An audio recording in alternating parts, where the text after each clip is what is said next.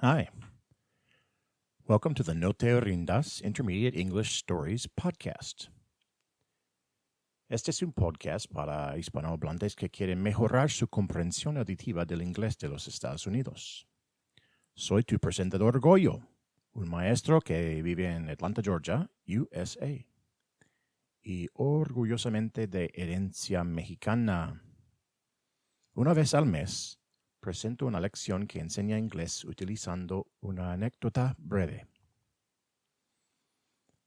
Our longtime listeners will note immediately the absence of my brother Gabe.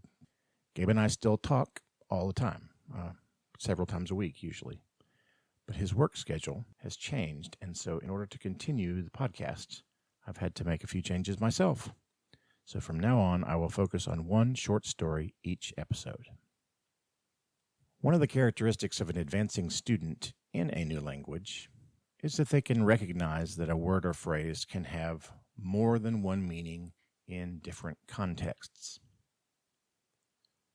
I have a simple example for you. Think about the very first time you heard the meaning of the word table in English. Table. So a table is a piece of furniture in the dining room of most homes, right? It has 3 or 4 legs, and it's a flat surface. You usually eat on it or can put your computer on it, right? That's a table. You may also know that a table is a group of cells in like a spreadsheet, in a book or a Word document. It's usually got columns and rows. So a table of contents in a book is a table. A table in Excel would have, for example, a list of names and numbers in the rows and columns. So you probably know that table is a piece of furniture and also something with rows and columns. But you may not know that a table or to table is also an action that means to delay a group conversation. So in a committee, due to, say, time limitations or disagreement among the members, the chair of the committee may wish to table a certain topic, which means that the topic will no longer be discussed in the current meeting, but there will be another opportunity to bring it up or talk about it at a future one. She might say, for example, I have decided to table the decision about how to spend the extra money gathered during the fundraiser. We will place it on the agenda for the meeting on June 20th.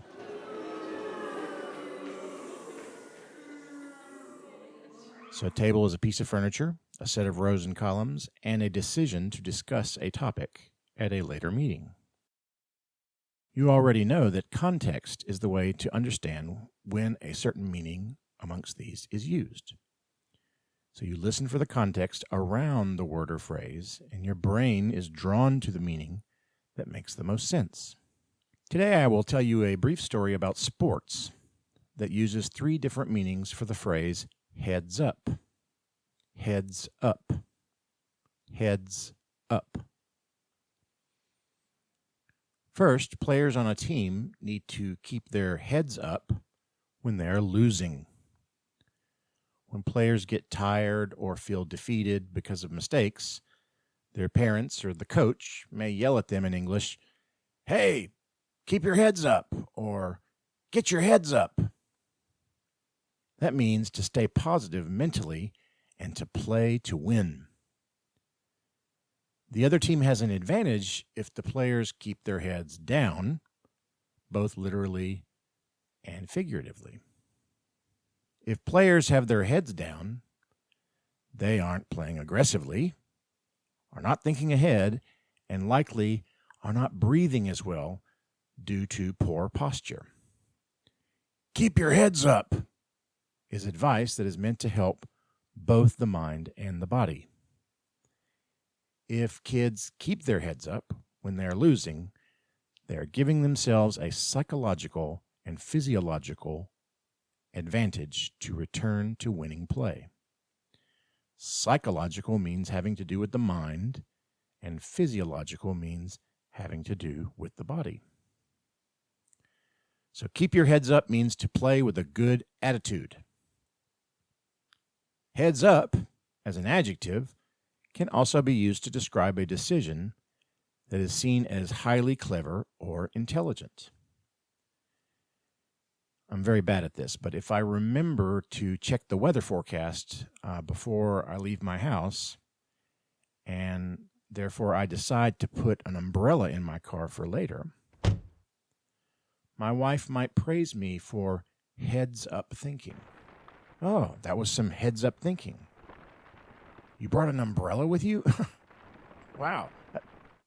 Good heads-up thinking. If a player sees that the other team is often using the same strategy, one play after another, and the player steals the ball or scores a goal or puts points on the board because of that knowledge, others will say, oh, that was a heads-up play, a heads-up play. So heads-up thinking, a smart thing that you did, and a heads-up play, a smart thing you did in a game because you were paying attention to all the evidence, right? All of the factors in the game, and you made a decision that was seen as clever or listo. So keep your heads up means to play with a good attitude. And a heads-up play is one where a player uses intelligence to make a good decision based in the moment. A final meaning of heads-up is when the term is a synonym for a warning. A warning. A warning. If you're trying to leave work early and your colleague says, the boss is standing by the front door talking to Angela, go out the side door instead.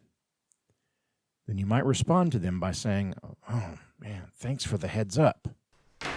You also will hear this expression from the person who is offering you the warning sometimes. Hey, I need to give you a heads up. Highway 29 is closed due to an accident. Be sure to take Charter Street instead.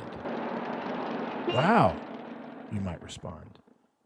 Thanks for the heads up. Thanks for the heads up. So to finish this section, give a heads up and thanks for the heads up are both common uses of the phrase heads up to mean a warning. Now listen to this brief story to see if you can tell these three meanings apart. A warning, one kind of heads up, an intelligent decision, which is a heads up play or a heads up decision, or a good attitude. Keep your heads up. Before we jump in, a little bit of vocabulary for you. I'm going to use the word soar today. Soar. S-O-R-E.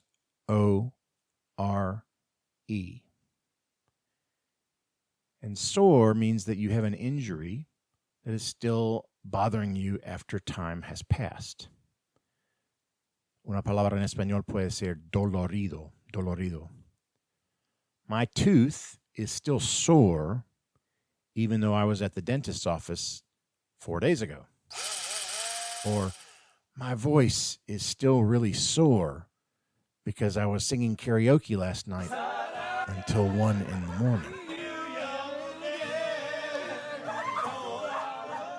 So this is not soar, S-O-A-R. S-O-A-R. Es un sinónimo para volar. That's what a bird does. It soars, it flies. But this is S-O-R-E. Another phrase I'll use is out of nowhere. Out of nowhere. And this is basically suddenly in English, or de repente. Suddenly. Out of nowhere. Now the words crucial and dominate are both fairly common expressions, words used in sports stories.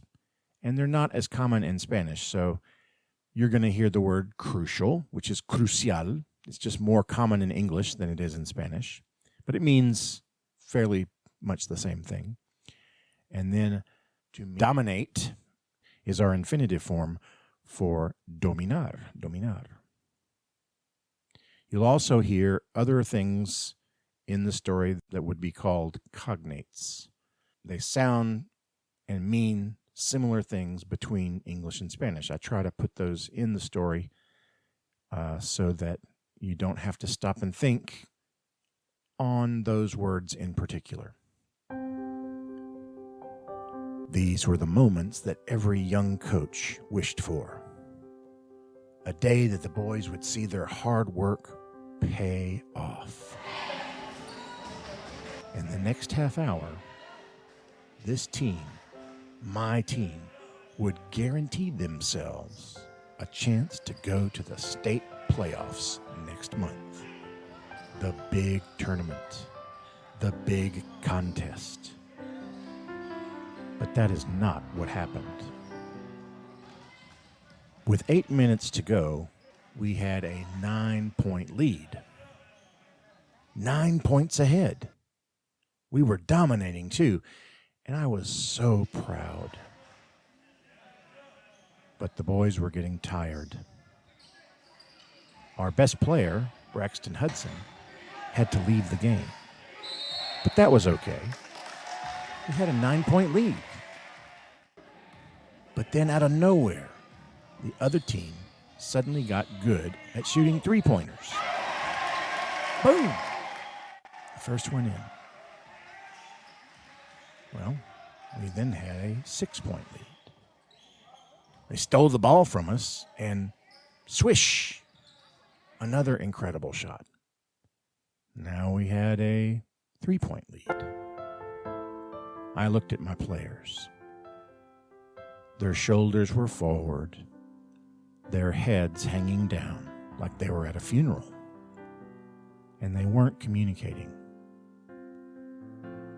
"Time out," I called. The guys gathered around me, their eyes filled with looks of desperation and exhaustion. "Fellas, get your heads up," I said. "The other team can see that you don't believe that you can win."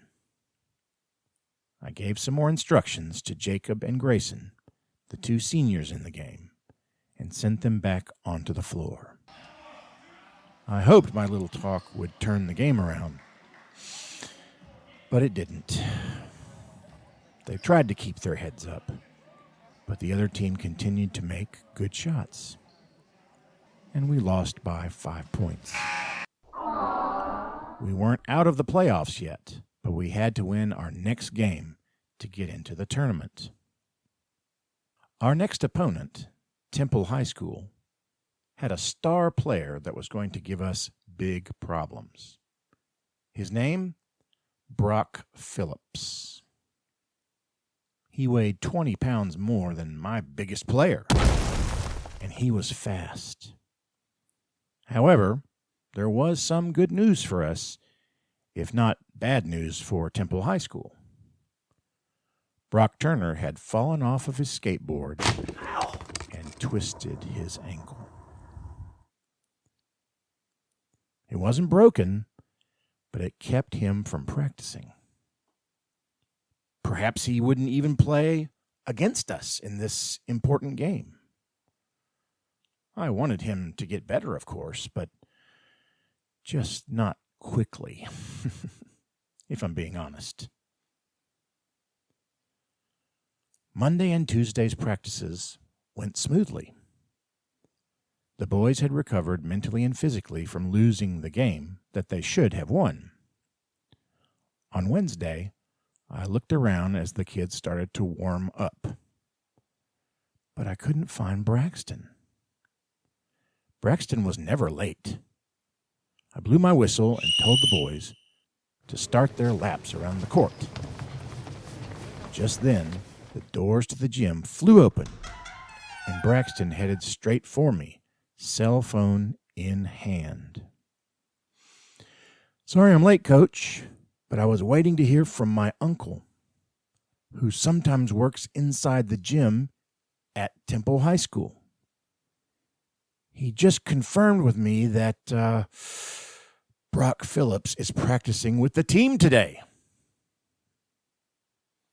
so their big man had recovered enough to try out his sore ankle on the basketball court. "Tell your uncle I said, 'Thanks for the heads up,'" I said to Braxton. "Now give me an extra lap after you finish the warm-ups, since you chose to be late to practice." With this new information, I knew that we needed a plan, and fast. We had 3 days. Perhaps with this heads up from Braxton's uncle, we could figure out a way to defeat Temple. Saturday came, and we played well. Andrew, our tallest player, had slowed down Brock Phillips, but was by no means stopping him. Brock had 16 points in the game, and Andrew had 7. With less than a minute left in the game, we needed a crucial basket. As Braxton took the ball down the court, I saw him say something to 2 teammates, Andrew and Eli. Eli is our smallest player, and what I saw next surprised me. Eli received the ball from Andrew, and he ran straight at Brock Phillips. The crowd gasped. They thought that Eli would run into Brock like a wall and lose the ball. But that is not what happened. Instead, Eli ran around Brock, who moved to block him just a bit too slowly. And Eli was free to run to the basket for an easy 2 points. I called timeout. "Braxton, what did you say to Andrew and Eli?" I asked him. "I noticed 2 things, Coach," he said. "First, Brock's ankle has been bothering him a lot in the last few minutes, so I knew that he was not too likely to be able to guard Eli. Second, I noticed that Brock was breathing heavy ever since the last time out. He couldn't practice with his team, so I figured he might be a bit too tired and slow to stop our smallest player." And that was heads-up thinking and a heads-up play, I responded. "Well done, boys." We ended up winning the game by 1 point. And now we're going on to the playoffs.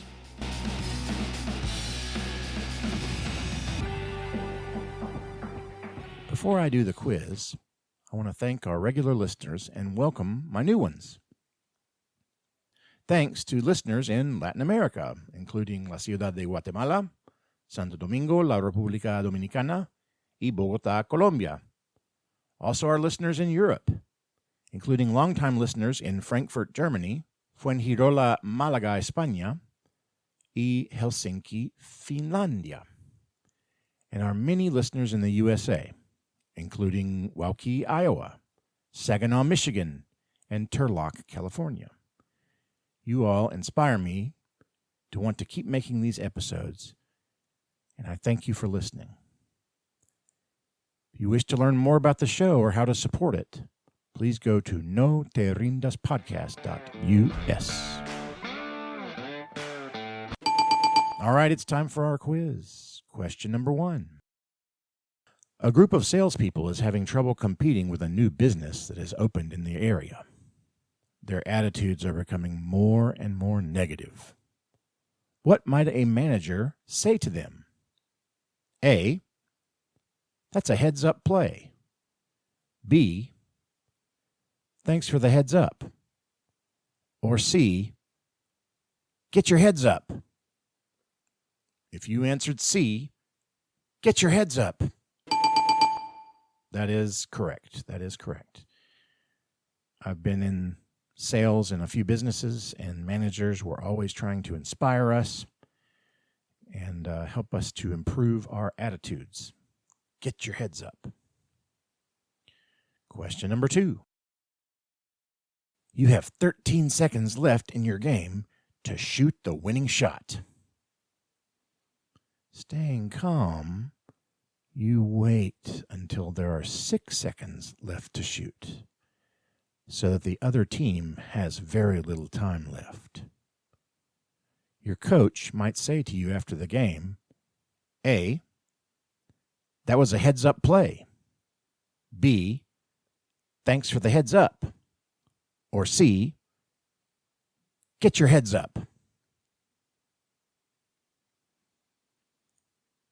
If you say A, that was a heads-up play, that is correct. A player who sees an opportunity to take advantage of the situation and does something perhaps against his or her instincts, right? Your instinct is to shoot right away. I want to shoot. I want to score. I want to win. That's heads-up thinking. Question number 3. You want to tell your friend a secret in the restroom at your favorite restaurant.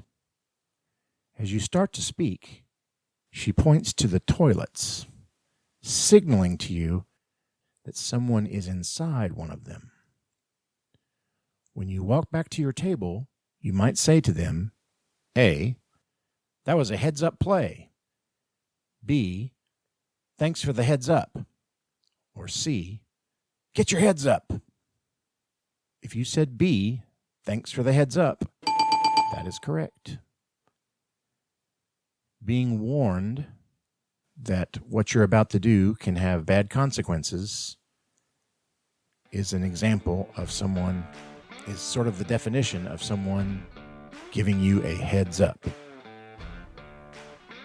Please watch for the next episode of the No Te Rindas Intermediate English Stories podcast on the first Sunday of every month. Thanks for listening.